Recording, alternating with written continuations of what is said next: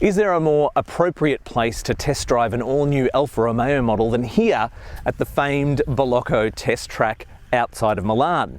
Well, that's exactly what I'm doing today, and the new model is this, the Alfa Romeo Junior. Now, there's a story to tell about the name, but I'll get to that in a bit. But what you need to know right now is that this is a subcompact hybrid and electric SUV that shares its oily bits with a bunch of models you're quite familiar with already. And it's coming to Australia. So, let's find out what this senior thinks of this junior.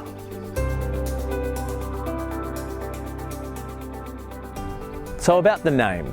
It's kind of ironic that we're quite close to Milan right now, because the original name for this thing was the Milano.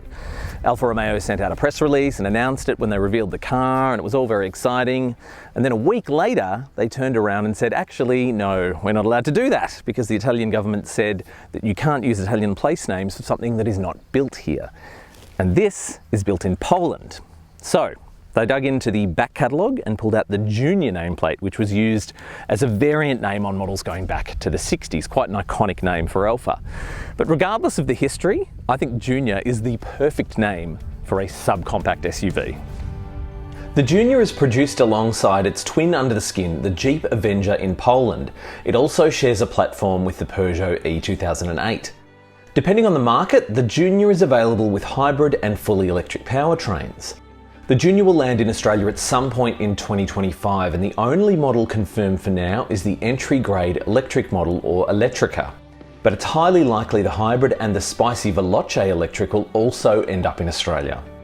Alfa's not revealed Australian pricing and spec yet, but expect the EV to kick off somewhere between $58,000 and $68,000.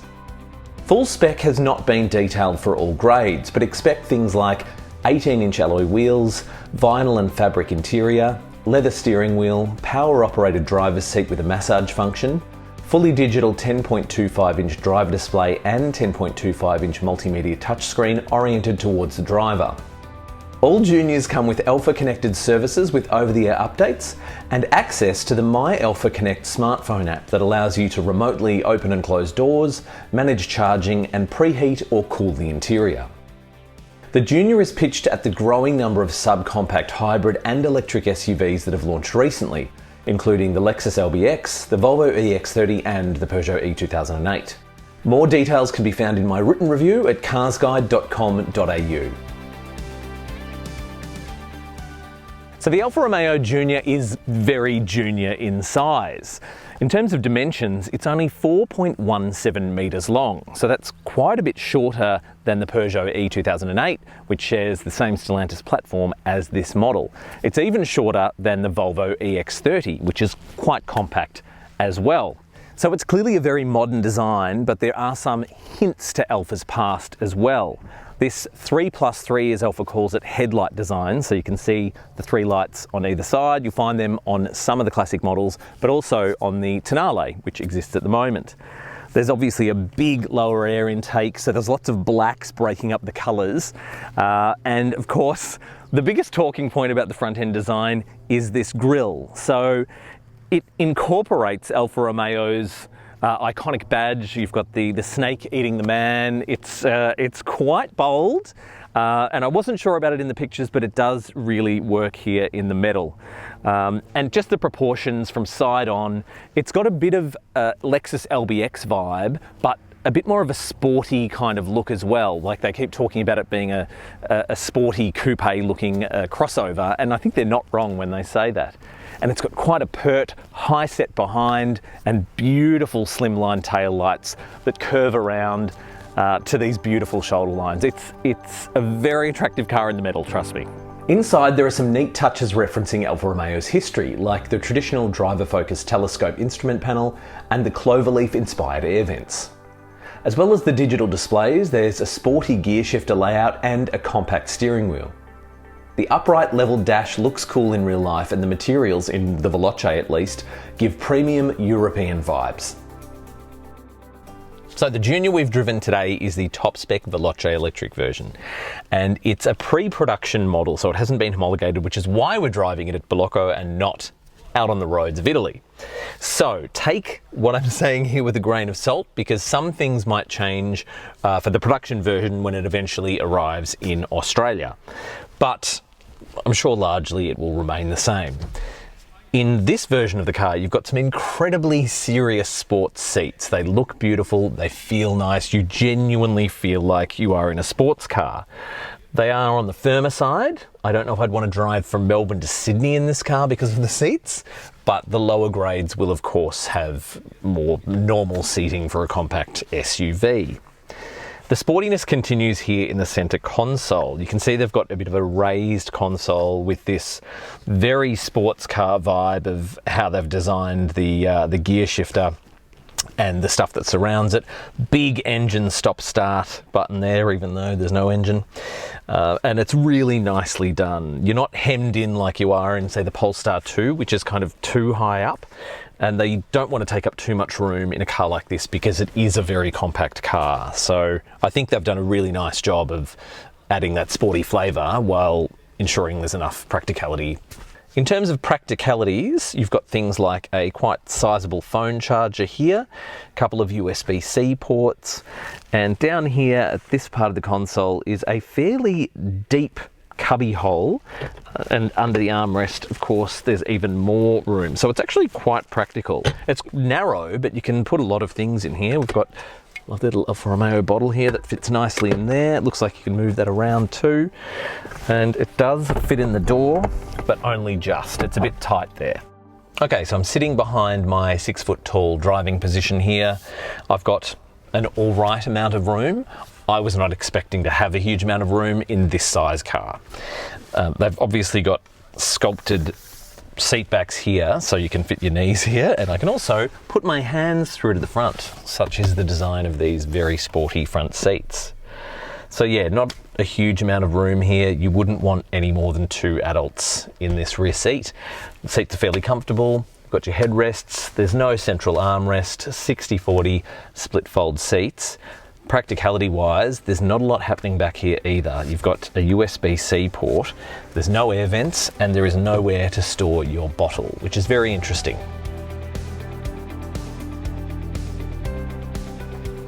When it comes to the boot, you've got 400 litres of space to play with.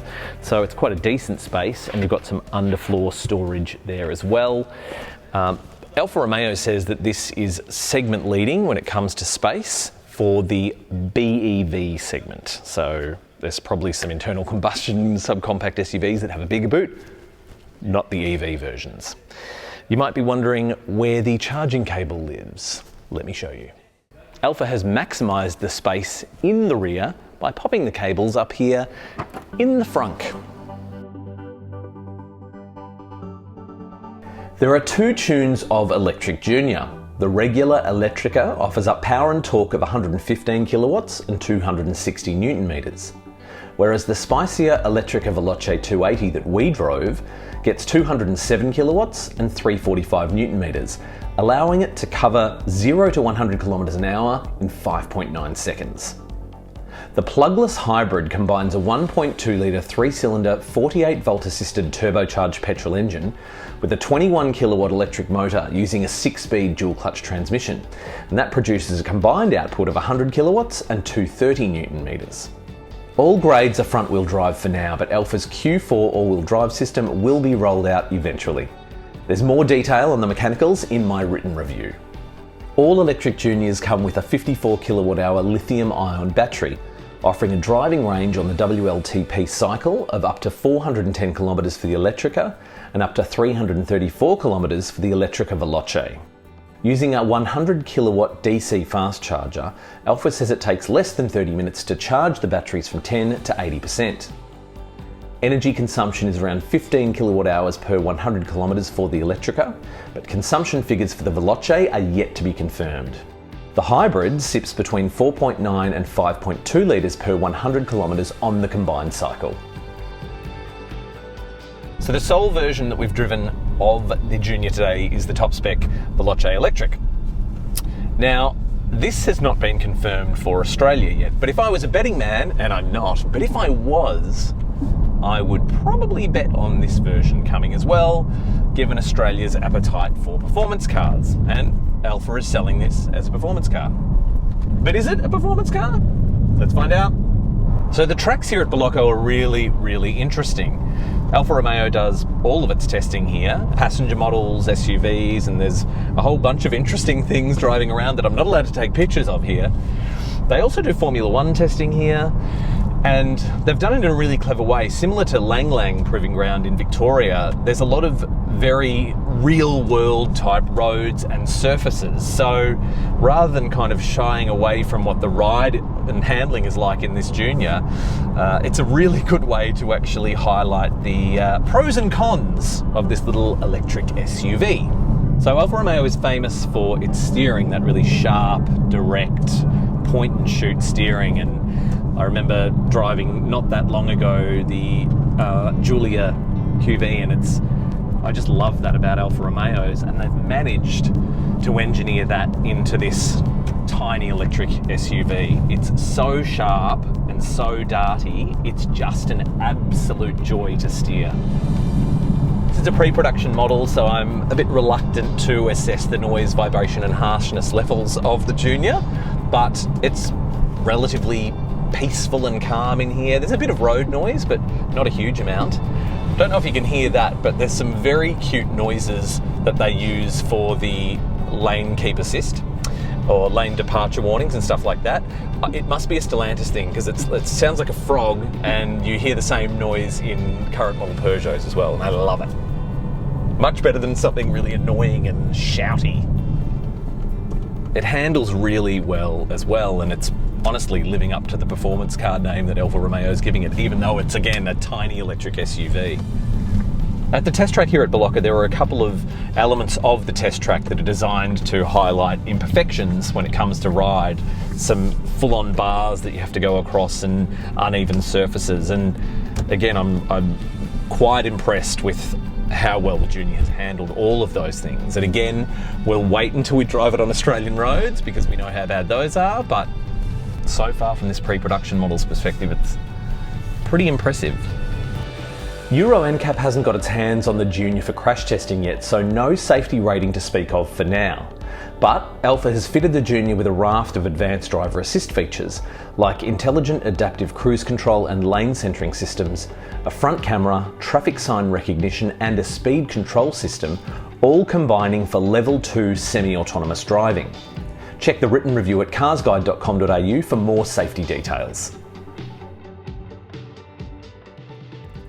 I'm going to save my final verdict for when we get to drive the Junior on Australian roads, but from this very brief taste test here at the Veloce track, it's clear that Alfa Romeo has done a brilliant job of elevating this car beyond just another small electric SUV. It really has Alfa Romeo DNA. So those other brands like Volvo and Mini better watch out, because it looks like Alfa is on the comeback trail. For more on the Alfa Romeo Junior, head to carsguide.com.au.